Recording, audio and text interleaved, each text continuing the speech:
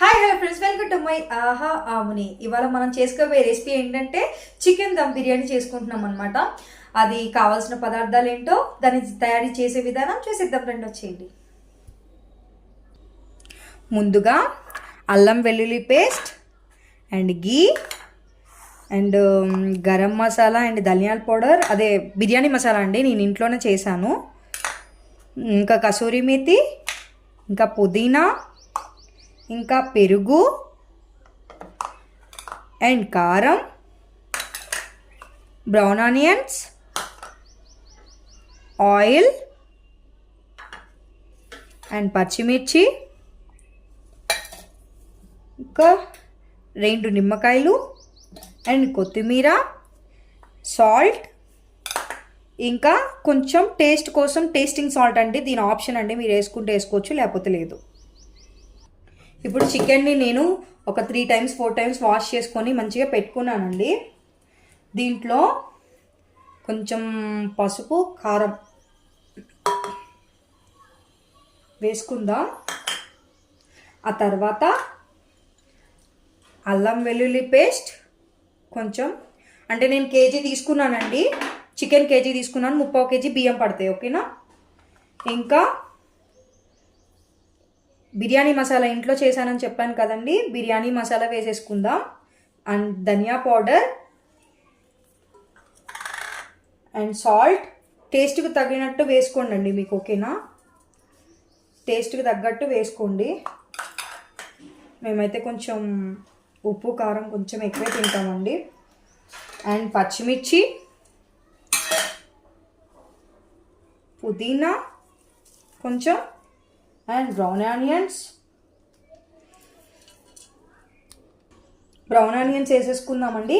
కొంచెం టేస్ట్ బాగుంటుందండి, కసూరి మేతి ఉంటుంది కదా, అది వేసుకొని చాలా బాగుంటుంది. అండ్ టేస్టింగ్ సాల్ట్ వేసుకున్న తర్వాత కొంచెం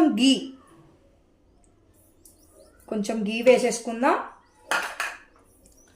ఆ తర్వాత ఒక నిమ్మకాయ ఉంది కదండి, 1 kg కాబట్టి ఒక నిమ్మకాయ పట్టేస్తుంది.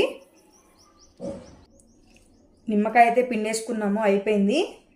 ఆ తర్వాత కొంచెం ఆయిల్ వేసేసుకొని ఇంకా మొత్తం మనం మిక్స్ చేసేసుకుందామండి. లాస్ట్లో పెరిగేయాలండి, ఇవన్నీ మిక్స్ చేసేసుకున్న తర్వాత లాస్ట్లో పెరిగేసుకుందాం, ఓకేనా. ఇలా అన్నీ వేసాం కదండి, మిక్స్ చేసుకోవాలి, బాగా మిక్స్ చేసుకున్న తర్వాత లాస్ట్లో పెరిగేసుకోవాలండి. పెరిగేసుకున్న తర్వాత ఎక్కువ కలపకూడదండి, పెరిగేసుకున్న తర్వాత ఎక్కువ కలపకుండా నార్మల్గా ఇలా మ్యారినేట్ చేసేసేయాలండి. మ్యారినేట్ చేసిన తర్వాత మ్యారినేట్ అయిపోయిందండి, దీన్ని 1 గంట సేపు మనం మ్యారినేట్ చేసుకొని పెట్టుకుందాం, ఓకేనా. మీకు టైం లేకపోతే ఒక 1/2 hour అన్నా మ్యారినేట్ చేసుకోండి. మ్యారినేట్ మాత్రం ఇంపార్టెంట్, టేస్ట్ బాగుంటుందండి. ఇప్పుడు మనం పక్కన పెట్టేసుకుందాం. అంతలో 10 నానతా ఉంటుందండి, బియ్యం కూడా మనం నానబెట్టేసుకుందాము. బాస్మతి రైస్ అండి, కేజీ చికెన్కి నేను 3/4 kg బియ్యం పోసుకుంటున్నానండి.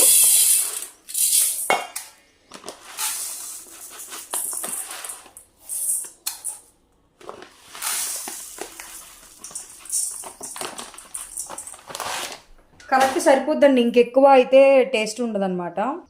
దీన్ని ఒక 2 times మనం వాష్ చేసేసుకున్నామండి. వాష్ చేసేసుకొని నానబెట్టుకోవాలి.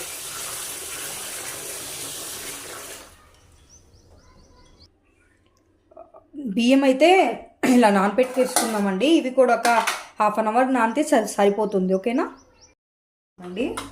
స్టవ్ ఎక్కించుకొని ఇప్పుడు రైస్ బాయిల్ చేసుకోవాలి కదా ఫస్ట్ మనం, అందుకని చెప్పేసి మనం కొలత ఏమి ఉండదండి వాటర్కి, నార్మల్గా వాటర్ వేసేసుకుందాం.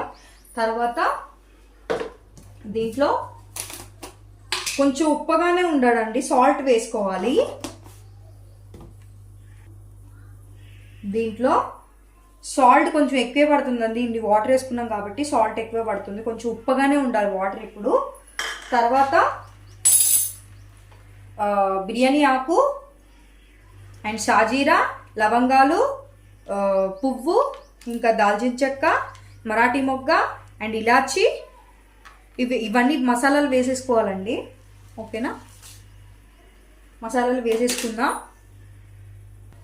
ఈ మరిగే వాటర్లో కొంచెం గీ వేసుకుందామండి, ఎందుకంటే రైస్ అతుక్కోకుండా ఉండడానికి మాత్రమే ఇది. ఓకేనా. అండ్ పుదీనా వేసుకొని బాగా మరిగించాలండి. ఓకే. నిమ్మకాయ కూడా, ఒక చెక్క నిమ్మకాయ కూడా వేసుకుందాం. ఓకే. మూత పెట్టేసుకుందాం. బాగా మరిగిన తర్వాత రైస్ వేసుకుందాం. ఓకే అండి, మరిగిపోయినాయి వాటర్. ఇప్పుడు మనం రైస్ వేసేసుకుందాం. ఓకేనా. నానబెట్టుకున్న రైస్ ఉన్నాయి కదండి, రైస్లో నుంచి వాటర్ తీసేద్దాం. First rice వేసేస్తున్నానండి.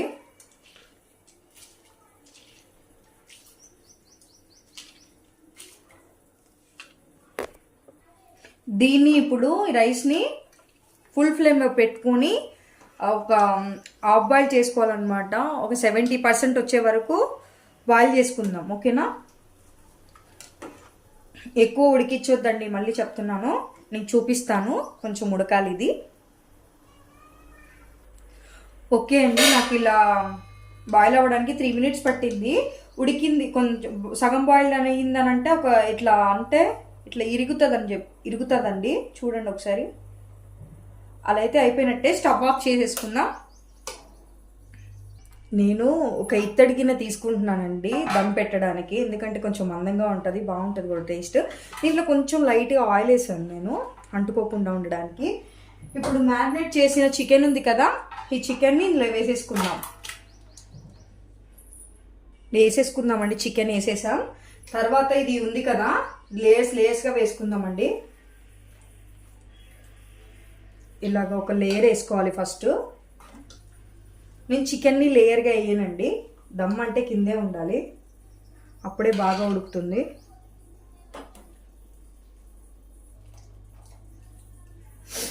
ఇలా ఒక లేయర్ వేసిన తర్వాత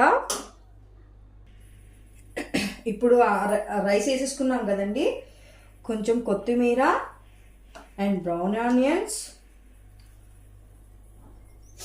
అండ్ కొంచెం గీ వేసుకోవాలండి. లేయర్గా వేసుకుంటే బాగుంటుందండి, చాలా టేస్టీగా ఉంటుంది. ఇంకా ఒక అరచెక్క నిమ్మరసం, ఇవన్నీ వేసుకున్నాం కదండి. ఇవన్నీ వేసుకున్న తర్వాత మళ్ళీ ఇంకొక లేయర్ రైస్ వేసేసుకుందాం.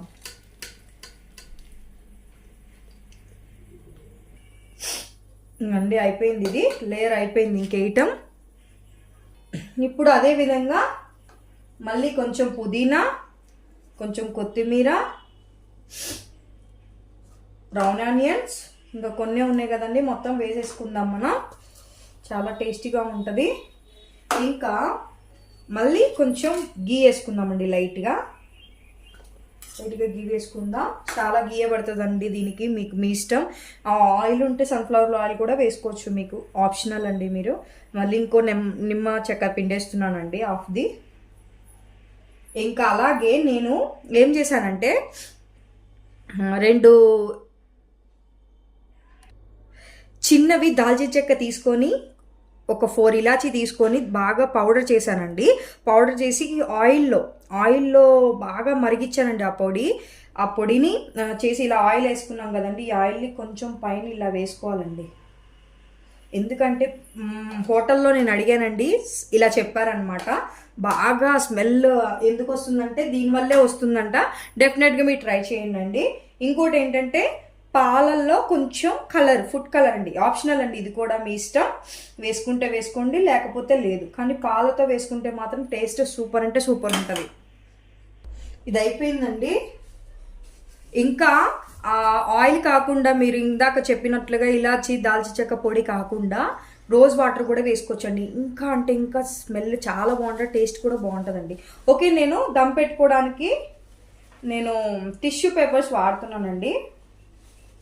టిష్యూ పేపర్స్ పెట్టుకుంటున్నాను నేను దమ్ పోకుండా ఉండడానికి.